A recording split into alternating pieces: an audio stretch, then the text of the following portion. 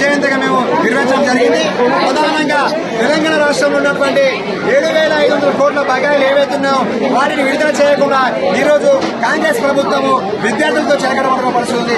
అదేవిధంగా చూసినట్లయితే ఈ రోజు ప్రభుత్వ పాఠశాలలో సంక్షేమ హాస్టల్లో అనేక సమస్యలు పుట్టుముడుతున్నాయి. వాస్తవాన్ని చూసినట్లయితే ఈ రోజు హాస్టల్లో చూసినట్లయితే ఈ రోజు అనేక మంది పేద విద్యార్థులకు ఈ రోజు జమ్ముల బారి పడుతుంటే మెడికల్ క్యాంపు నిర్వహించకుండా ఈ రోజు జిల్లా యంత్రాంగము అదేవిధంగా రాష్ట్ర కేంద్రము ఈ రోజు విద్యార్థులు చెలకడం అవుతుంది. అదేవిధంగా చూసినట్లయితే మెనూ ప్రకారము విద్యార్థులకు ఈ రోజు నాణ్యమైన భోజనం అందించకుండా ఈ రోజు తెలంగాణ రాష్ట్ర ప్రభుత్వము కాంగ్రెస్ ప్రభుత్వం రేవంత్ రెడ్డి గారి ప్రభుత్వం విద్యార్థులు చెలకబడుతుంది. కాబట్టి ఖబర్దార్ రేవంత్ రెడ్డి గారు, మీకు విద్యార్థుల పట్ల చిత్తశుద్ధి ఉంటే, మీకు నిజాయిత పరిపాలన ఏదో తెలుసుంటే ఈ రోజు మేము చేసిన డిమాండ్ ఏదైతుందో ఈ సమస్యలు ఏవైతుందో ఆ సమస్యలు మీరు పరిష్కరించమని మేము డిమాండ్ చేసాం.